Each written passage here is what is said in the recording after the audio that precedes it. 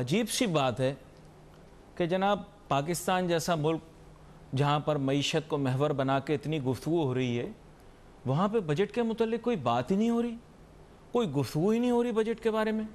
मुल्क का बजट बनने वाला है, किसी को परवाह ही नहीं है। बताऊँ क्यों? लोग नाउमीद हो चुके हैं। सॉरी, मेरी आदत है, मैं सच बोल देता हूँ। बुज़ुर्ग ने दुआ दे दी थी मुझे एक दफ़ा, तो उसके बाद से फिर अब टीवी पर झूठ बोल नहीं पाता, क्योंकि लोग नाउमीद हो चुके हैं। They are indifferent. क्योंकि आपको याद होगा कि आज से चंद साल पहले तक जनवरी और फरवरी से ही शुरू हो जाते थे बजट पे प्रोग्राम के, इस दफ़ा बजट में क्या होगा, इस दफ़ा बजट में क्या होगा, ये चीज़ें खुशाइंद हो सकती हैं, हुकूमत को तजावीज़ दी जा रही होती थी, लेकिन हुकूमत सुनती ही नहीं थी। इस वजह से people got fed up, and when they got fed up they stop talking about the budget. Every year हम वही जनाब राग अलापते हैं, हुकूमत ये करेगी, हुकूमत वो करेगी। बजट दो किस्म के होते हैं नाजरीन।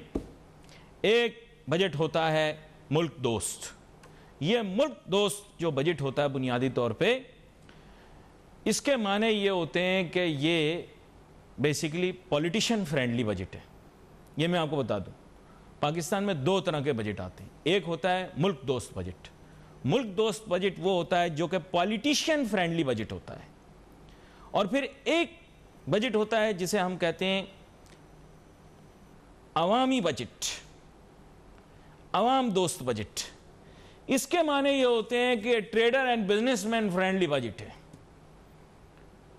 यानी ये पीपल फ्रेंडली बजट जो होता है, ये बेसिकली पीपल फ्रेंडली नहीं होता, ये ट्रेडर, इंडस्ट्रियलिस्ट और बिजनेसमैन फ्रेंडली होता है। अवाम को क्या मिलता है? अवाम को मिलता है, समझ गए आप। मैं बहुत सारी चीजें बगैर कहे जो है ना समझा देता हूं, और आपके ज़हन में देखे कैसी कैसी बातें आती हैं। माइंड ही आपका ऐसा है, वन ट्रैक माइंड। एनीवे, आगे चलते हैं। आज मेरे साथ बहुत ही अहम मेहमान शामिल है गुफ्तगू हैं।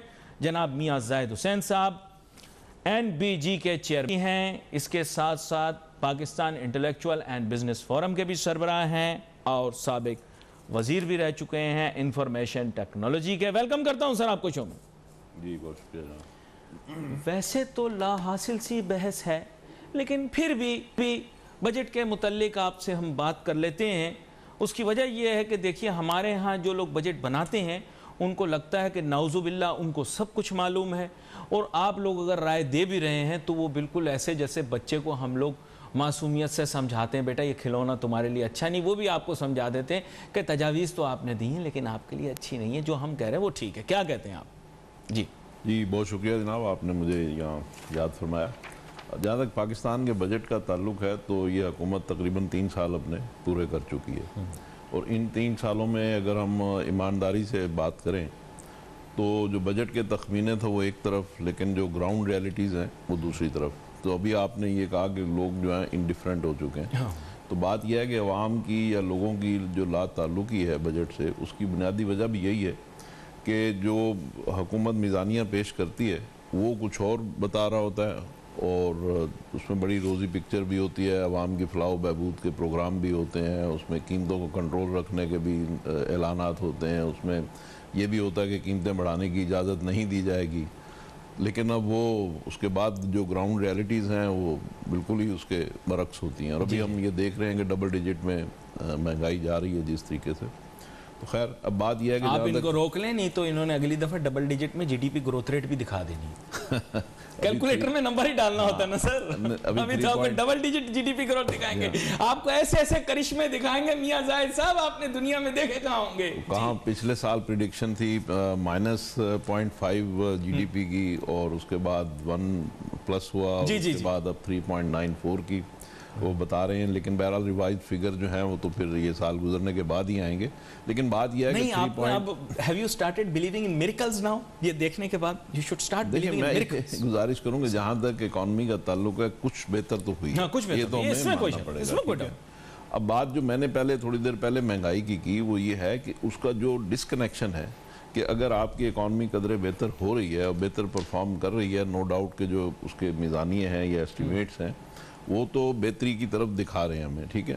लेकिन उसका जो डिस्कनेक्ट है कि उसका जो पब्लिक की लाइफ पे जो असरात आने चाहिए, जो आपकी ट्रेड इंडस्ट्री पे उसके जो असरात आने चाहिए, जो बेटर मैनेजमेंट होनी चाहिए, जो लोगों को एक थोड़ा सा खुशहाली या फील गुड एक फैक्टर होना चाहिए ना, वो नहीं है, वो डिस्कनेक्ट है। तो उस वजह से ये खदशात पैदा होते हैं कि शायद ये जो आदाद व शुमार दिए जा रहे हैं शायद ये दुरुस्त नहीं है, क्योंकि ज़ाहिर है कि हम लोगों की जो एक्सेस होती है वो तो उन्हीं आदाद व शुमार पे होती है ना जो गवर्नमेंट रिलीज़ करती है। लेकिन बहरहाल चूँकि मैं खुद कुछ चीज़ों को ज़ाती तौर पर भी जानता हूँ, तो इस वजह से मैं ये बड़े यकीन से कह सकता हूँ कि इस वक्त हमारा टेक्सटाइल सेक्टर जो है वो बूम कर रहा है, और उसमें अगले 6 महीने की प्रोडक्शन भी सेल हो चुकी है।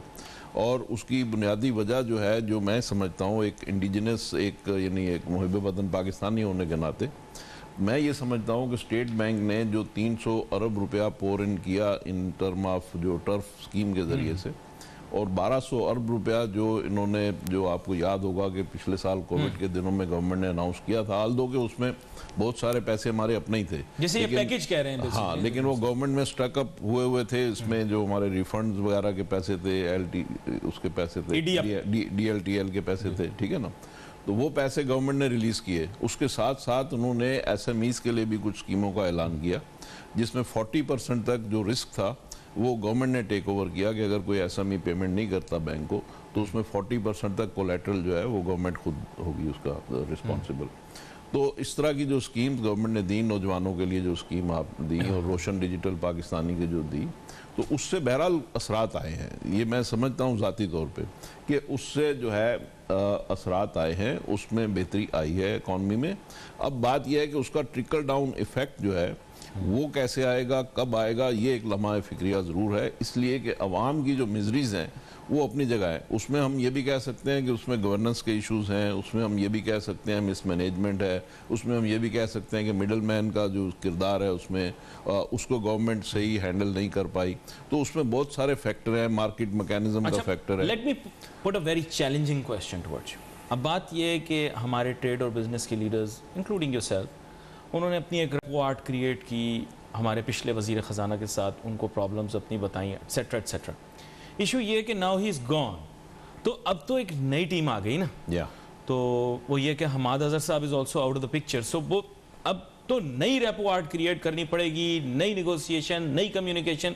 Even the minister of finance is saying कि जी तब जब मैं था तब सिचुएशन और थी, आज की सिचुएशन और है। तो you will have to do the homework once again पूरा। यहाँ पर एक छोटी सी ब्रेक लेते हैं, ब्रेक के बाद वापस आते हैं, फिर इस मौजूद कर चलते हैं कि दोबारा से रिपोर्ट बनाना, दोबारा से डिस्कशन करना, दोबारा से negotiation, it becomes very difficult. I think there should be a core team of finance that should have certain consistent members so that we don't have to repeat this exercise again and again. यहाँ पर लेते हैं एक छोटी सी break.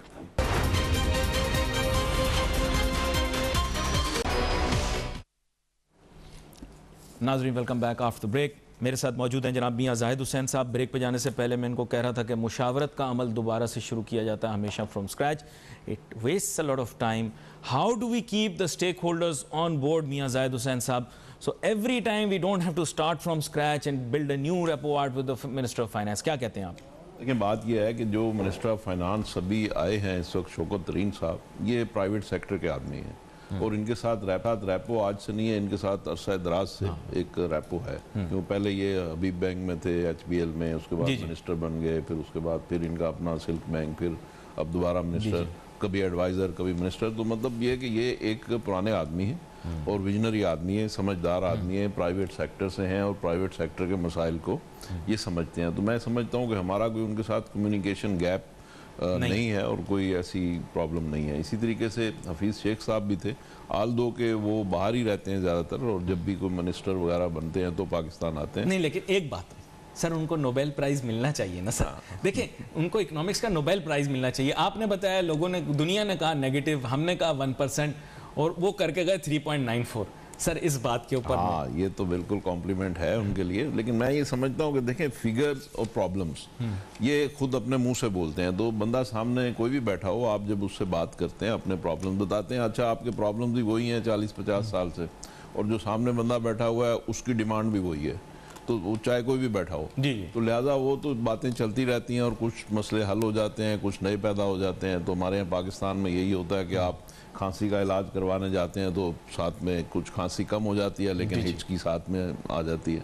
तो ये मसाइल पाकिस्तान में चलते रहते हैं, लेकिन बहरहाल इसमें कोई रैपो या उसमें कोई अपना कम्युनिकेशन गैप नाम का मैं आई डोंट थिंक कि ऐसी कोई बात है। ये बड़ी अहम बात आपने की, लेकिन अब मैं एक नए नुक्ते की जानिब जाता हूँ, थोड़ा सा बदलता हूँ ज़ाविया। उसकी वजह यह है कि आज तक किसी ने इस बारे में निशानदेही नहीं की ताजिर सनतकार बिरादरी में, लेकिन मेरे ख्याल आप उन मुनफरिद लोगों में, और भी लोग कर रहे हैं, कुछ कोशिश कर रहे हैं, लेकिन आप उन मुनफरिद लोगों में जिन्होंने इस चीज़ को हाईलाइट किया इस मौके पर। There is a very severe water crisis in Pakistan. It is affecting the agriculture of this country, the irrigation system of this country, the power sector. You have highlighted this problem and also the distribution of water resources among provinces. I want you to highlight this issue and please tell us what are the proposed solutions for it. जी. Thank you. देखिए, पाकिस्तान में ये तकरीबन गालबन 1990 से ये चीज़ आ रही है कि पाकिस्तान जो पानी की शॉर्टेज या स्केर्सिटी वाले कंट्रीज़ हैं उसमें शामिल हो चुका है, ठीक है। और पाकिस्तान ने वो जो एक थ्रेश होल्ड है वो शायद 1990 में उसको क्रॉस कर लिया था कि जिसमें हम उसमें क्लासीफाई हो गए थे कि हम स्केर्सिटी कंट्रीज़ में शामिल हैं। अच्छा, अब उसके बाद से हमने ना तो इसके ऊपर कोई इन्वेस्टमेंट की है, ना कोई रिजर्वायर्स बनाए हैं बड़े, और ना छोटे रिजर्वायर्स बनाए हैं, और उसकी वजह से हमारा तकरीबन 20 यानी 20 मिलियन क्यूबिक फीट पानी जो है वो ज़ाया हो जाता है।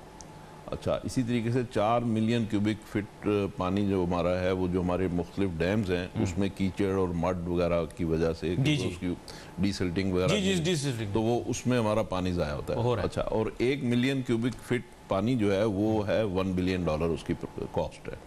तो हम जो 24 मिलियन क्यूबिक फीट पानी ज़ाया करते हैं तो उसका मतलब है $24 अरब हम साल का ज़ाया कर देते हैं। तो ये तो इसकी एक छोटी सी कहानी है। अब उसके जो असरात हैं अभी हम अपनी लाइफ पे देख रहे हैं, और हमारा जो शायद थ्रेश होल्ड है वो 1017 क्यूबिक फीट पानी जो है, यानी मीटर क्यूबिक फीट पानी जो है वो एक आदमी को हम पाकिस्तान में प्रोवाइड कर रहे हैं। वेयर एज के जो उसमें सूखा जिसको ड्राउट कहते हैं, ड्राउट जो कहते हैं, तो उसमें वो है 1000 यानी मीटर जो है वो उसका जो है थ्रेश होल्ड है जी। तो इसका मतलब यह है कि हम, अच्छा, और 2025 में हम बाकायदा इसमें शुमार हो जाएंगे कि जहाँ पे पानी की बहुत ज़्यादा शदीद किल्लत है। बिल्कुल आपने सही कहा। इस वक्त 2021 है, तो 2025 में ये हमारी सिचुएशन, बल्कि ये मैंने अगले दिन साबिक वजीर खजाना भी एक आए थे, उनको मैंने बोला था कि Indus basin is one of the most threatened and vulnerable water resource in the world, and I think Mian Zayed sahab has done his reading, so he has actually told us his prediction about the future, but that's based on facts and scientific research. जी।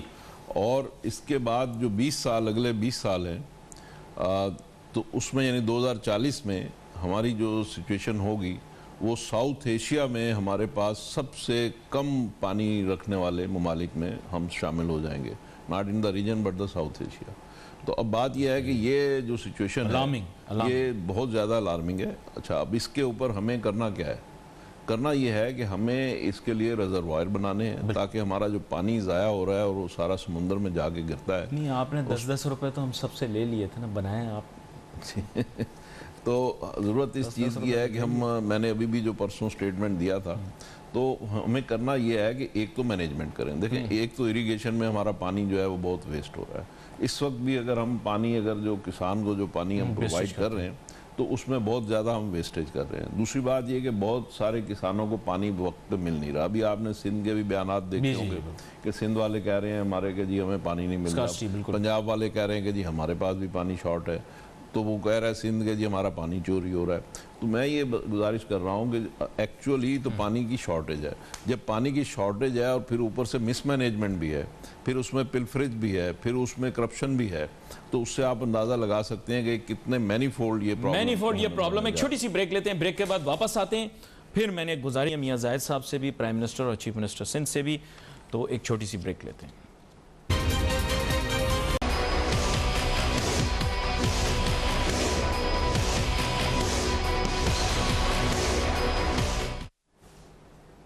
नाज़रीन, welcome back after the break.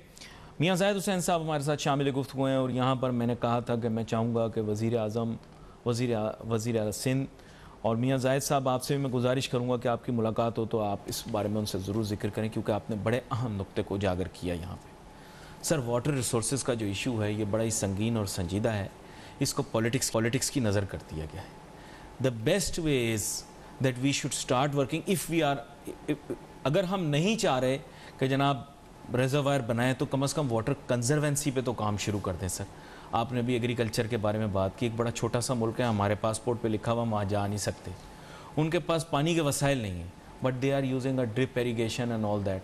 तो चले कोई दुश्मन भी हो ना तो उससे भी सीखना चाहिए। तो why do we not use the technologies that are available throughout the world, and how can we increase the yield by using less water yet more effective fertilizers? क्या कहते हैं आप? बिल्कुल सही बात है। देखिए, हमारे यहाँ जो पानी हम ज़ाया कर रहे हैं वो एक अलग कहानी है, जो पानी समुंदर में फेंक रहे हैं वो एक अलग कहानी है। फिर ये कि सब सॉइल वाटर जो हम यूज़ कर रहे हैं उसके लिए हमारे यहाँ कोई रेगुलेशंस नहीं है। अब वो क्या है कि जी वो वाटर बोर्ड का पानी कराची में चोरी करते हैं और कहते हैं ये सब सॉइल वाटर है। तो हमारे यहाँ इसके भी कोई रेगुलेशंस होने चाहिए प्रॉपरली और उसको एनफोर्स भी होना चाहिए। अब इसमें जितनी मिसमैनेजमेंट है पानी में, उसमें पानी का ज़िया, फिर ये कि जो कुछ उसमें प्रिविलेज लोग हैं उनको पानी ज़्यादा मिल जाता है, वेयर एज के जो वाकई डिज़र्विंग लोग हैं उन्हें पानी नहीं मिलता। ठीक है ना। इसी तरीके से अगर हम कराची की बात करते हैं तो कराची जो है हमारी इकॉनमी का शहरग है पाकिस्तान की, और कराची में आप देख लेंगे कितनी मिजरीज हैं पानी के हवाले से, और उसमें आम आदमी को कराची में पानी नहीं है, बाउजर्स के ज़रिए वो पानी लेता है, तो बाउजर्स की प्राइस जो है वो 2-3 गुना आम जो नहीं, तो इन्होंने तो कहा था हब डैम भर गया बारिश के पानी से। पता नहीं वो क्या है। यहाँ तो देखे ना, हर चीज़ को इन्होंने, जिसको हमारी ज़बान में धंधा कहते हैं ना, तो हर चीज़ को एक कारोबारी धंधा बनाया हुआ है। तो उसमें अब आप ये इंडस्ट्री को देख लें, एक इंडस्ट्री को तकरीबन 150 के करीब टैंकर, जो प्रोसेसिंग इंडस्ट्री है उसको 150 के करीब टैंकर पर डे खरीदने पड़ते हैं, और एक टैंकर जो है वो 6,000 रुपये का है, और जो कि 3 गुना उसकी कीमत है। That means you are approximately you are paying somewhere in between ₹1.50 to ₹3 per gallon. Yeah. That's very expensive. Yeah. It's very expensive. तो अब ये जो सिचुएशन है, हमें जाहिर है कि हमारी जो प्रोसेसिंग इंडस्ट्री है वो सारी की सारी हमारी जो एक्सपोर्ट्स है उसके ऊपर बेस करती है, क्योंकि टेक्सटाइल एक्सपोर्ट्स जो है उसके लिए आपको प्रोसेसिंग कपड़े की करानी पड़ती है। Of course. तो अब ये सारे जो प्रॉब्लम्स हैं, ये सारे कुछ तो जेन्युइनली हमारे ऊपर इसमें इन्वेस्टमेंट करने की ज़रूरत है कि ताकि पानी का जो सिस्टम है उसको जदीद बनाया जाए। ठीक है, उसमें इन्वेस्टमेंट की ज़रूरत है। सिमिलरली हमें रिजर्वायर्स बनाने की ज़रूरत है। But just 40 kilometers away from Karachi is one of the most famous rivers of the world. The Indus flows hardly about 40 kilometers from Karachi. How is it even scientifically possible that a city that is so close to a river doesn't have water? ये मुझे आज तक समझ में नहीं आया। I don't know. आप मुझे बताएं। देखिए, उसमें भी सिंपल सी बात है। एक तो आप इंडस रिवर को ही देखें, वो भी सूखता जा रहा है, फ्लो कम है। हाँ, उसमें फ्लो कम है। लेकिन उसके बावजूद जो कराची को पानी आना है वो हम अरसा दराज से सुनते हैं जी K4 प्रोजेक्ट जो है वो बन रहा है, और उसके लिए फेडरल गवर्नमेंट ने भी पैसे दिए हैं। सूबाई हुकूमत कहती है जी कि उन्होंने अपने पैसे पूरे फंडिंग नहीं की। कभी वो कहते हैं कि इन्होंने फलां काम नहीं। सर, पीर बाबा का काम हो गया। सर अस्सलाम वालेकुम, पीर बाबा का काम हो गया। पानी कहीं से भी आ रहा हो वो उनके घर से होता हुआ जाता है। आपको पता है ना सर, पीर बाबा ऐसे हैं, वो रेगिस्तान में एड़ी मारे पानी निकल रहा है, वो यकीन करें। उन्होंने K4 का पानी अपनी हाउसिंग सोसाइटी से गुजार दिया। आप बताएं, कैन यू बीट दिस? नहीं, देखें, मैं तो इन चीज़ों को मानता नहीं हूँ। मैं इसलिए नहीं मानता हूँ कि देखें वो पीर बाबा हों या मैं हूँ या आप हों, हम अगर वहाँ रह रहे हैं, वहाँ तो पीर बाबा तो नहीं रह रहे ना, रह तो मैं और आप ही रहे हैं ना, तो हमें पानी तो वहाँ चाहिए ना। नहीं, मुझे तो वो पसंद है। मैं तो कह रहा हूँ कमाल है उनका। आप कमाल देखें। आप बात यह है कि हमें देखें, एक बंदे को, पाकिस्तान की पॉपुलेशन को, पाकिस्तान के सिटीजन को पानी तो चाहिए ना, तो उधर से गुजर जाए इधर से गुजर जाए। बात यह है कि डिस्ट्रीब्यूशन सिस्टम आपका सही होना चाहिए, डिस्ट्रीब्यूशन रैशनलाइज होनी चाहिए, उसमें आपकी चोरी पिलफरेज। देखें, अभी पाकिस्तान में या कराची में मसला क्या है, हमारा ही पानी हमसे चोरी करके लाइन में नहीं आता, फिर हमको टैंकर के जरिए बेचा जाता है। अब ये कोई रॉकेट साइंस है जिसको समझने के लिए हमें कोई बहुत ज्यादा PhDs चाहिए। ठीक है, mafias and web of lies. तो बात यह है कि हम कच्चे के डाकुओं के लिए तो हम वहाँ पे फोर्स भी बेचते हैं, सारा प्राइम मिनिस्टर भी नोटिस लेते हैं। तो जो पक्के के डाकू हैं जो यहाँ पे हमारा ही पानी चोरी करके हमें बेच रहे हैं, जो हमारी गंदम चोरी करके हमें बेच रहे हैं, जो हमारी चीनी चोरी करके हमें बेच रहे हैं। तो बात यह है कि हमने लोगों को एनकरेज किया है, मतलब अगर हमने एक्शन नहीं लिए लोगों के ऊपर बर वक्त, तो इसका मतलब दूसरे लफ्जों में यह है कि हम उन लोगों को इलीगल बिजनेस करने पे एनकरेज कर रहे हैं कि हर आदमी माइट इज राइट के ऊपर आ रहा है कि भाई जो चीज़ मेरे हाथ में आती है वो मैं पकड़ लूँ, उसको होल्ड कर लूँ और उसको मैं फिर अपनी कीमत पे बेचूं। वक्त मेरे पास मुख्तसर है। खान साहब, इन्होंने